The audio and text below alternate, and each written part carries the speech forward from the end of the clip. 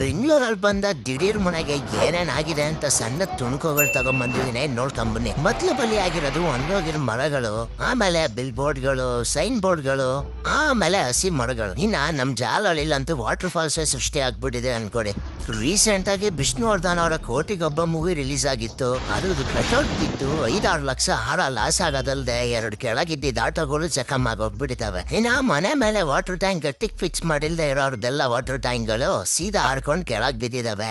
ಇನ್ನ ನಮ್ BMTC bus ಒಳಗೆ ವಾಟರ್ ಪಾರ್ಕ್ ಸೃಷ್ಟಿ ಆಗೋಗ್ಬಿಟ್ಟಿದೆ. ಹಂಗೆ ಮುಂದೆ ಬಂದ್ರೆ ನಮ್ MG ರೋಡ್ ಚರ್ಚ್ ಸ್ಟ್ರೀಟ್ ಅಲ್ಲಂತೂ ಆಲಿಕಲ್ಲ ನೊರೆಗಳ ಒಂದು ಗೊತ್ತಾಗ್ದಲೆ ಜನ ಕನ್ಫ್ಯೂಸ್ ಆಗೋಗ್ಬಿಟ್ಟಿದ್ದಾರೆ. ನಾಯಂಡಳ್ಳಿ ಅಂಡರ್ ಪಾಸ್ ಬಗ್ಗೆ ಮಾತಾಡ್ಲೇಬೇಕು.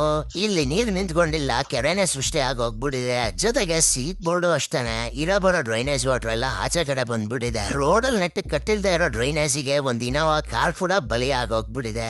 ಏನು ಮಾಡಂಗಿಲ್ಲ. ಹಂಗೆ ಸ್ವಲ್ಪ ಹತ್ರ ಬಂದ್ರೆ ನಮ್ ಮಲ್ಲೇಶ್ವರಮ್ಮಲ್ಲಿ ಬೆಳ್ಕೊಂಡಿದ್ದ ಬೃಹತ್ ಆಕಾರದ ಹಸಿ ಮರಗಳೇ ದುಬಾ ಅಂತ ಬಿದೋಗ್ಬಿಟ್ಟಿರೋದು.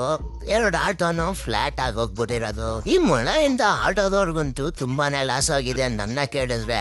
ಇನ್ನ ಬಸವನ್ ಗುಡಿಯಲ್ಲಿ ನೋಡಿ ಕಾರ್ ಮೇಲೆ ಬಿದ್ದಿದೆ ಸೀದಾ ಬ್ಲಾಸ್ಟಿಂಗ್. ಶಿವಾಜಿನಗರಲ್ಲಿ ಬೌರಿಂಗ್ ಹಾಸ್ಪಿಟಲ್ ಅಲ್ಲಿ ಗೋಡೆ ಬಿದ್ದು 7 ಜನ ತೀರ್ಕೊಂಡ್ಬಿಟ್ಟಿದ್ದಾರೆ. ಅದಂತೂ ದುರಂತಾನೆ ಅಂತಾನೆ ಹೇಳ್ಬೋದು. ಇನ್ನ ಚಿಕ್ಕಪೇಟೆ ವಿಚಾರಕ್ಕೆ ಬಂದ್ರೆ ಫುಲ್ಲು ನೀರು ಎಲ್ಲೂ ಹೋಗಕ್ಕಾಗದೆ ಸಿಗಾಕೊಂಡು ಬೋಟ್ ಮ್ಯಾನ್ ಸೃಷ್ಟಿ ಆಗ್ಬಿಟ್ಟಿದ್ದಾನೆ. ಅಕ್ವಾಮ್ಯಾನ್ಗೆ ಸರಿ ಹೊಡಿಯೋ ರೇಂಜ್ ಅಲ್ಲಿ ಹೋಗ್ತಾ ಇದ್ದಾನೆ, ನೋಡ್ತಾ ಇರ್ಬೋದು ನೀವು. ಇವನಷ್ಟು ಖುಷಿ ಪಡ್ತಿರೋದು ಈ ಮಳೆಗೆ ಇನ್ಯಾರು ಖುಷಿ ಕೊಟ್ಟಿರ್ಲಿಕ್ಕೆ ಸಾಧ್ಯನೇ ಇಲ್ಲ ನನ್ನ ಪ್ರಕಾರ. ಒಟ್ನಲ್ಲಿ ಇನ್ನೊಂದೆರಡು ದಿನ ಜನಗಳೆಲ್ಲ ಸ್ವಲ್ಪ ಹುಷಾರಾಗಿ ಓಡಾಡಿ ಅಂತಾನೆ ಹೇಳ್ತೀನಿ. ಇನ್ನ ನಮ್ ರಾಜಾಜಿನಗರಲ್ಲಿ ಏನ್ ಕಡಿಮೆ ಇಲ್ಲ ಗುರು. ಮರ ಬಿದ್ದು ಆಟೋಗಳು ಡ್ಯಾಮೇಜ್ ಆಗಿದೆ, ಏನು ಮಾಡಂಗಿಲ್ಲ. ಆಟೋದವ್ರು ಸ್ವಲ್ಪ ಇನ್ನೂ ಹುಷಾರಾಗಿ ಓಡಾಡಿ ಅಂತ ಹೇಳ್ತಾ ಇದ್ದೀನಿ.